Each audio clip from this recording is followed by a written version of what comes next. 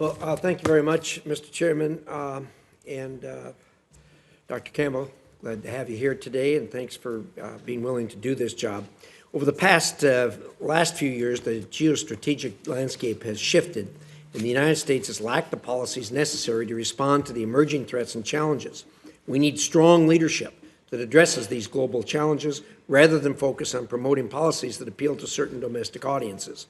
Between Russia's ongoing invasion of Ukraine, China's bid to dominate the Indo-Pacific, and exert malign influence and efforts to undermine the very existence of our close ally Israel, the threats to the U.S. interests and our credibility are dangerously high. I've been particularly concerned by states' lack of focus on China, its disorganized efforts to stand up new embassies in the Pacific, and lack of a robust support to our allies in the region. With almost 30 years of experience in Indo-Pacific, I want to hear from you how you plan to address our greatest challenge, China.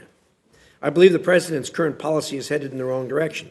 The administration assures us it is not falling into the traps of the past, but the economic relationships cannot stabilize all of U.S.-China relations. Meanwhile, China continues to expand its influence throughout the global South, including in our own hemisphere. The recent focus at the APEC summit on establishing working groups with China allows them to weaponize against us. Beijing wants to tie us up in these mechanisms and use them to constrain our policies, as we've seen time and time again. On the military-to-military front, the administration claims, and maybe even believes, talks will help avoid miscalculation.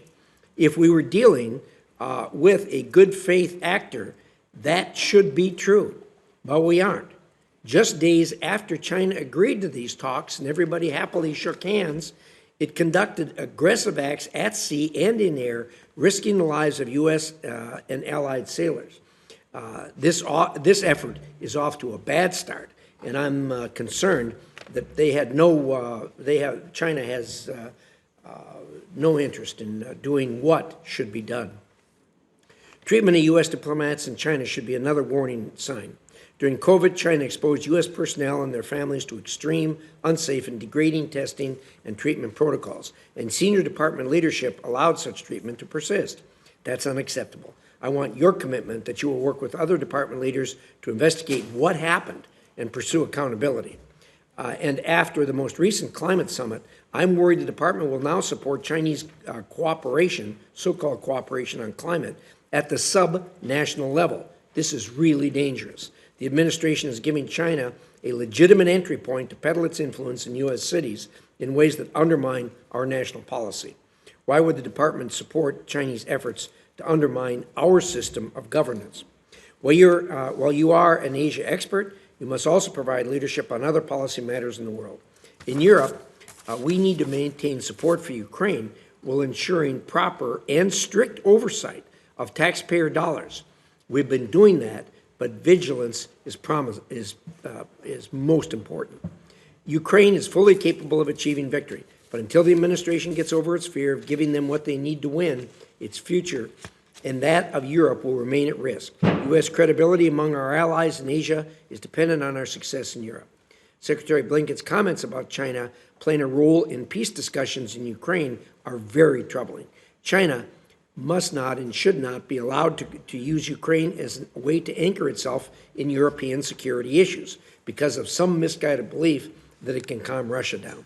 The United States also needs to ensure there is a well-thought-out plan for Ukraine's reconstruction and supports its path to self-sufficiency and protects its economy from foreign influence.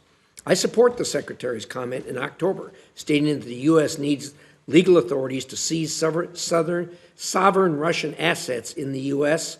for Ukraine reconstruction. My bill, the bipartisan, bicameral REPO Act, will provide these authorities. I hope to work with you and with the chairman to get this bill passed quickly and get these authorities in place.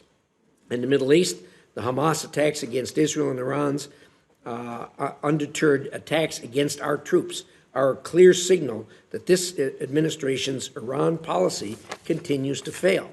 The administration's fruitless nuclear negotiations, unfreezing of funds, weak oil sanctions enforcement, and failure to maintain regional deterrence have emboldened Iran and Iran's terror proxies.